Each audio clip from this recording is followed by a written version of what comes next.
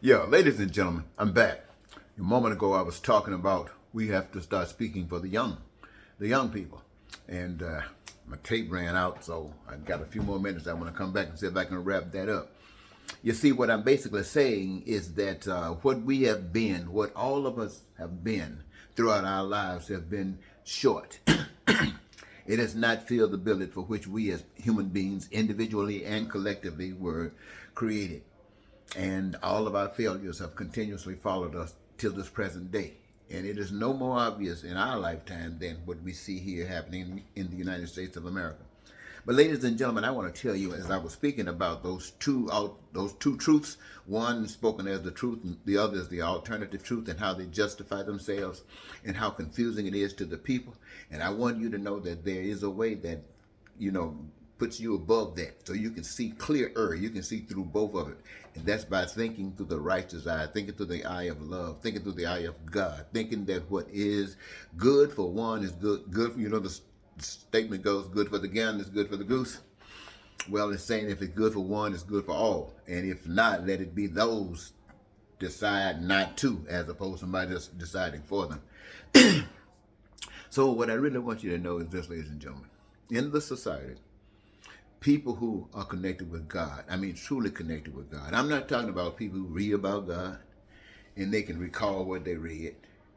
I'm not talking about people who go to church and listen to people talk about God and they can recall what they heard.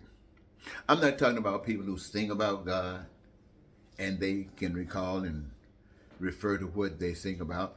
I'm not talking about people like that. I'm talking about people who've changed, people who have transitioned from that old way to the new way. And that way is a righteous way. And you have to be bold and courageous to walk the righteous path. There's no doubt about it. And that's the reason most folks don't want to do it. You see, in the book, they tell you about Daniel in the lion's den and Meshach, Abednego in that fiery furnace. They talk about all kinds of things. But you know, there were some people in those same situations in our lifetime. People like Dr. Martin Luther King, people like Malcolm X, people like, you name, you fill in the blank. They went and they did what they were supposed to do as people who were led by the Spirit of God. Now, all you know amongst us, there are so many people claiming to be led by the Spirit of God. Ooh, everybody's people led by the Spirit of God, calling down angels to come in and dwell in Donald Trump so he can do more evil stuff. All the evil stuff that he's been talking about that's righteous to some and evil to others, they don't give a stink about what it means to others. They want God to come and build them up. And on the other side, they got, I'm sure, the same kind of plan going. And they've always had it. But, ladies and gentlemen, none of that stuff works. See, the righteous person knows that Republicans and Democrats got the same basic needs here on this earth. And they got the same basic responsibilities. That is to participate. That is the design. I've said it 1,000 times. In design that you participate, and you're lucky because you're blessed to have a career that gives you your greatest joy. That's individually. And collectively, it's connected together in such a way that all of the things that you, the people, determine that you want, need, or desire are being created at the same time that you're enjoying your life. And all of that stuff is available for your dreams to be real. That's the Spirit of God. And that's for every person, black, white, anything in between, men, women, straight, gay, don't make any difference. Human beings. That's the way of human beings on earth. All this other stuff, you know, trying to be, all we got to do is love.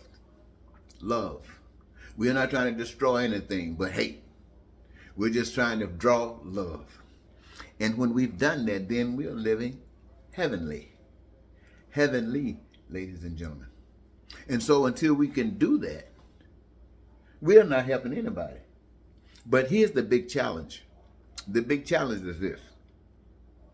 You can't change. You were like the natives when the war was going on, when the land was being taken. The warriors fought back. When they were trying to move into reservations, the warriors fought back. And then the weak ones, who didn't want to die, who didn't hadn't valued the life to that degree. They came back. To me, sometimes it's just cruel, but they didn't want to go through the struggle, so they decided that they would, what? They'll just come on back and do what you want them to do. And then sometime in the future, you will stand up as a human being. And it hasn't happened yet. Hundreds of years, but it hasn't happened yet. Same thing to black people. The ones who wasn't taking it didn't take it. They just didn't take it. The other ones found a reason to take it, say, we will overcome one day. Dr. King, and as I was saying, Malcolm, those guys, hey, the rest of us came back down and said, well, we'll take it. And we've been taking it, and ain't nothing getting better. The things get worse. But it is an opportunity for you to make a decision. I mean, it's right before your eyes. But what's the decision? You've got to be willing to commit totally. When I say got to be willing, it's not sounding right. It's not coming out right. It don't mean you got to be willing. It means you are willing to spend the rest of your life in prison, because you're not going to go along with a system that denies people their basic human rights. Now, you might not know what they are, but I do, and I'm telling you what they are. And anybody that's led by the Spirit of God knows it. People are hurting, you know it. You're not going to stand for it. Why? Because God put you here not to stand for it.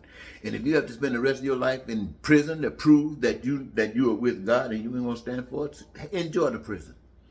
If they want to cut your head off, let them. Let them, because they must know that God is real. They must know that somebody cares enough to get their head cut off for them. That's when people know, and hey, that's no question about that.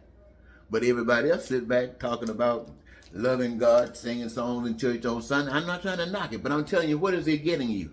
It's not getting you nothing. It's creating the same environment for your children to come up just like my children. Sick, because they've been led a lie. And if they've been led a lie, they're going to come up living just like that. No reason to point a finger at them. We the one created that. And I say it's time we stop. So I'm asking you to listen to this tape over again. Now, this is part 2 of we got to speak to the young. Part 2. I got part 1. I just did it. Don't miss it. I want to end this here now, and I want to thank you so very much for giving me this your time. Once again, Eddie Marcus saying goodbye for now.